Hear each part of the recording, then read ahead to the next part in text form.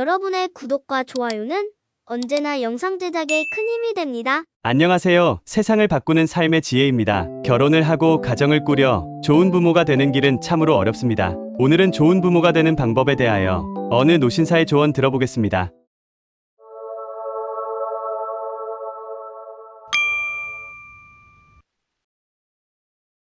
안녕하세요. 누군가에게 때로는 비가 올 때 우산이 되어주고 따가운 햇빛에 그림자가 되어주는 부모가 되는 것은 참으로 쉽지 않은 일입니다. 아이가 품 안에서 방긋방긋 웃고 아장아장 걸으며 재롱을 부릴 때에는 눈에 넣어도 아프지 않을 만큼 귀엽지요. 그러던 아이가 크면서는 어떠신가요? 슬슬 말을 안 듣기 시작하면서 마치 부모와 원수지려고 태어난 것만 같습니다. 사람들은 누구나 행복하려고 결혼하고 행복하려고 자식을 낳습니다. 그러나 살다 보면 불행하기 위해 결혼하고 불행하기 위해 자식을 낳는 것처럼 괴로워합니다. 부모는 자식을 이길 수 없다. 부모 자식 간의 대화가 길어지면 큰 소리가 나는 경우가 많습니다.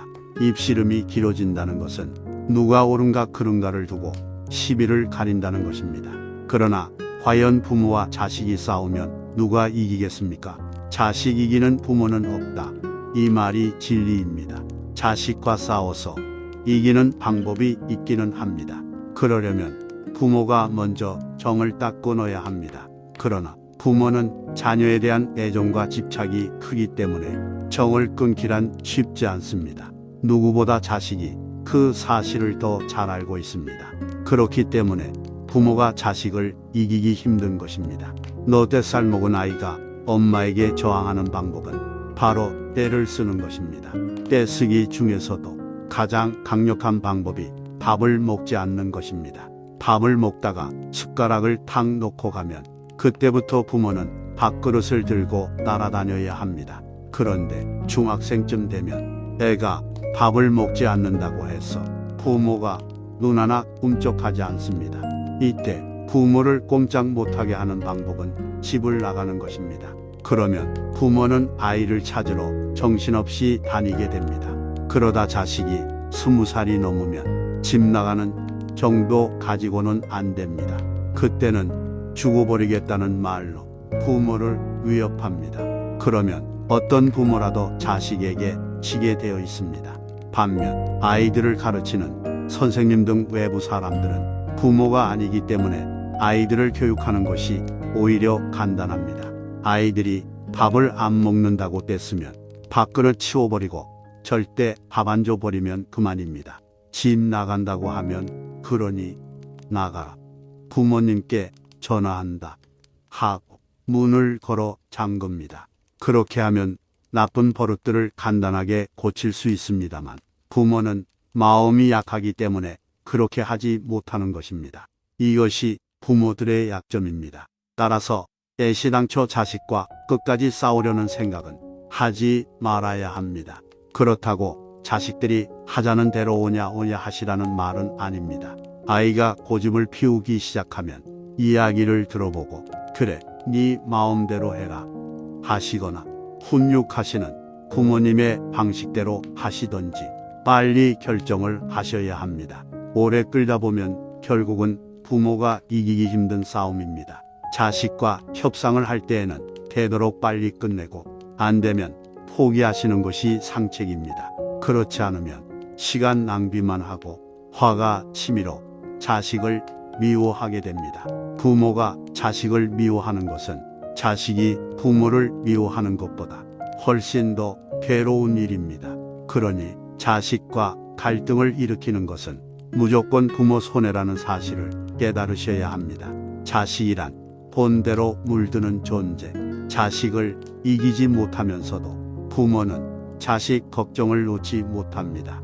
그래서 자식이 말을 안 들어요. 공부를 안 해요. 성적이 나빠요. 대학 시험에 떨어졌어요. 이처럼 아이 때문에 힘들다고 하소연하시는 분들이 참 많습니다. 그런 분들이 공통적으로 하는 말이 있습니다. 우리 아이에게 이런저런 문제가 있는데 어떻게 해야 고칠 수 있을까요?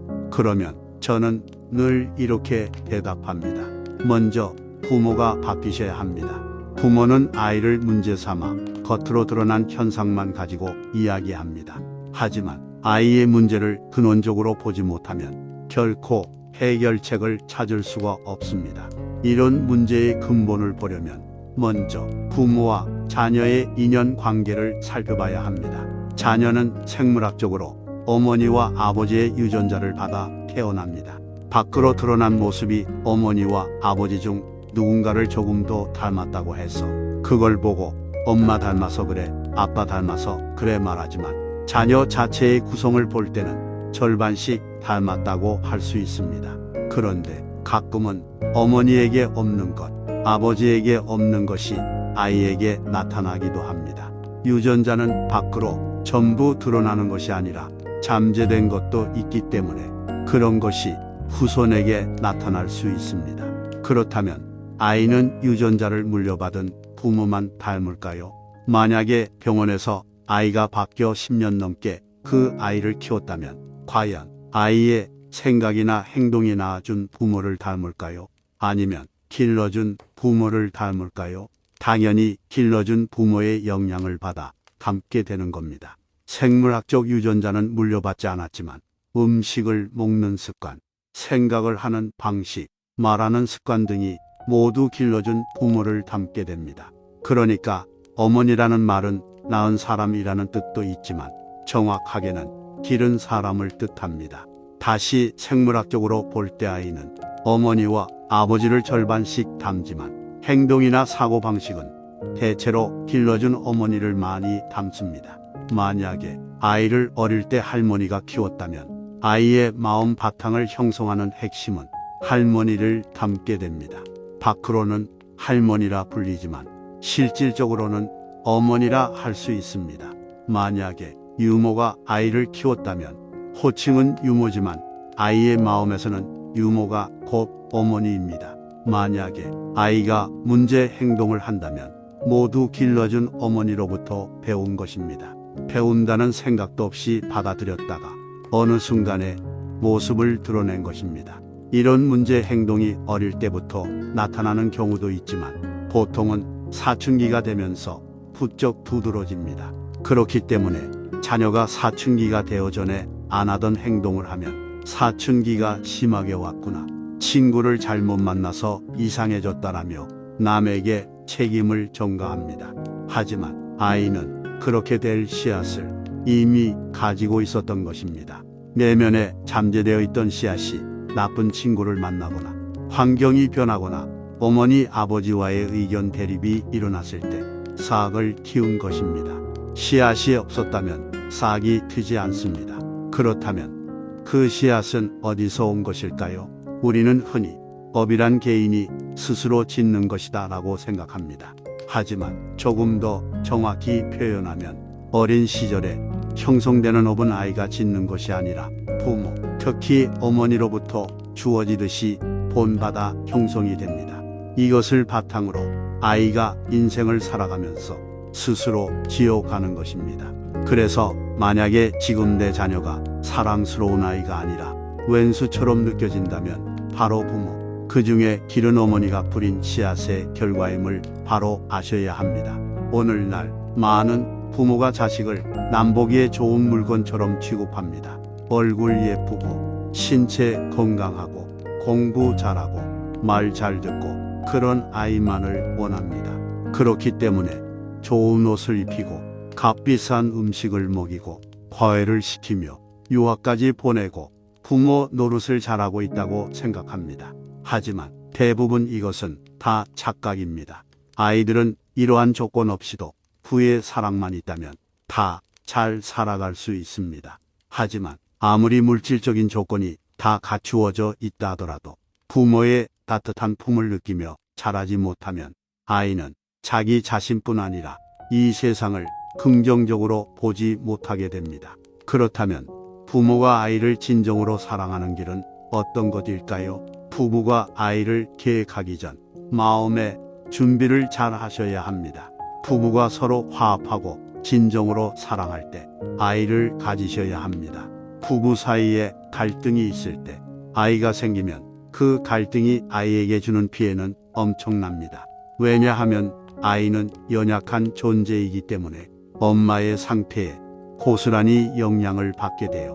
불안과 초조 분노와 갈등의 감정이 아이에게 그대로 전해지는 것입니다. 그것이 아이가 어른이 될 때까지 큰 영향을 주게 됩니다. 자식을 심성이 건강한 사람으로 키우려면 먼저 부모의 심리가 안정되어 있어야 합니다. 경제적으로 부유하느냐, 가난하느냐는 별 상관이 없습니다. 그러니까 부모 스스로가 자신을 돌아보고 다른 사람도 같이 맞춰 살아갈 마음의 준비가 덜 되었다 싶으면 결혼을 할 생각을 하지 않는 것이 좋습니다. 그래도 꼭 결혼하고 싶다면 결혼을 하더라도 자식을 낳지 않는 것이 더 좋습니다. 만약에 자식을 낳겠다고 결심했다면 정말로 그 아이를 위해서 노력하셔야 합니다. 그 아이가 건강하게 자라서 행복해질 수 있도록 하는 것이 자식에 대한 부모의 의무입니다. 그렇지 않다면 장난감을 가지고 놀든지 강아지를 입양하셔서 키우시면 됩니다. 남들 다 한다고 나도 따라서 자식을 낳은 다음 왜 불행하게 하십니까? 특히 여성분들은 자식을 낳고서도 혼자 몸일 때와 같은 연약한 여자로서의 심성으로 살아가신다면 자식을 잘 키울 수가 없습니다. 이런저런 자극에 흔들리며 불안해하고 자신의 마음대로 안 된다고 성질내던 내 습관대로 아이를 키우시면 아이도 어머니처럼 불안정하고 분노가 많은 사람이 됩니다. 아이가 건강하고 심리적으로 안정이 되어 행복하려면 먼저 부모의 마음의 중심부터 잡아야 합니다. 특히 어머니들은 이리저리 흔들리는 불안한 여인의 마음이 아니라 내 자녀는 무슨 일이 있어도 내가 지킨다는 굳건한 어머니의 마음을 가지셔야 합니다. 그래야 자녀도 그런 어머니의 마음을 지지대 삼아서 잘 살아가게 됩니다. 하지만 남편이 내 마음을 몰라준다고 미워하는 마음을 내면 어떨까요? 심리적으로 마음이 안정되지 않으실 겁니다. 그러면 자녀의 마음이 불안해집니다. 따라서 아이를 키우는 엄마는 언제나 남편을 이해하고 좋아하는 마음을 내셔야 합니다. 또한 경제적으로 공공하다고 어머니가 스트레스를 받게 되면 마음의 안정을 찾기 어렵습니다. 이런 경우에도 짜증을 내는 대신 편안한 마음으로 검소하게 살면서 자녀들이 주눅들지 않도록 다독여 주실 줄 아셔야 합니다. 어머니는 그 어떤 조건에서도 자식을 보호해야 하는 책임이 있습니다. 여성으로서가 아니라 어머니로서의 책임이 있다는 것입니다. 자녀들에게 어머니는 세상이고 우주이며 신입니다. 자기 자신의 어린 시절을 한번 돌이켜 봅시다. 그러면 부모가 어떤 존재인지 알 수 있습니다. 어머니가 자신에게 준 상처가 평생 나를 괴롭히고 있고 그때 당시의 애정 결핍으로 지금도 고통스러워하고 있다는 것을 알 수 있습니다. 이처럼 나의 어린 시절을 돌아본다면 어머니가 자식에게 어떤 존재가 되어야 하는지는 바로 알아차릴 수가 있습니다. 그러나 이렇게 부모가 자신을 돌아보지 않고 자식의 문제만 보기 때문에 근본적인 해결이 되지 않는 것입니다. 결혼을 하셨으면 상대에게 맞추며 살아갈 의무가 있는 것인데 자기의 방식만을 고집하며 살겠다고 아이를 낳았으면 아이를 전적으로 보호할 의무가 있는 것인데 그것을 부담스러워하고 자신의 성질대로 살기 때문에 결국 그 과보가 따르는 것입니다.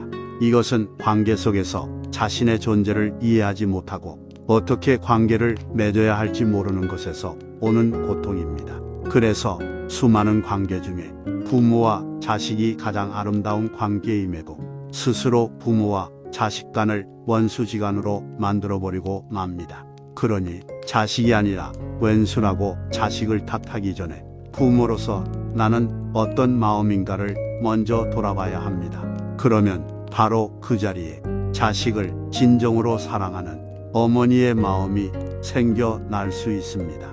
그런 마음이 없고서는 부모가 아무리 자식을 위하여 온갖 정성을 쏟아도 자식은 고통을 겪습니다. 아무리 큰 부모의 사랑이라 해도 그런 사랑을 부모의 방식대로 전한다면 자식이 다 좋게 받아들이는 것이 아닙니다. 나는 사랑하는 마음으로 했지만 자식에게는 억압이 될 수도 있습니다. 그걸 알아채지 못하면 내가 너를 얼마나 사랑하는데 내게 이럴 수가 있어 하는 원망만 하게 됩니다. 모든 문제는 자식이 아니라 내 탓이다. 이 문제의 본질을 깨닫고 이해할 때 비로소 자식 문제를 해결하고 진정한 좋은 어머니 노릇을 할 수 있습니다. 이 이야기를 들은 모든 어머니들 존경합니다. 자식들과 원수가 아닌 친구 같은 동반자로 남은 인생 살아가시길 기원하겠습니다. 오늘도 유익한 시간 되셨기를 바랍니다. 긴 이야기 들어주셔서 감사합니다. 좋아요, 구독, 댓글 부탁드립니다.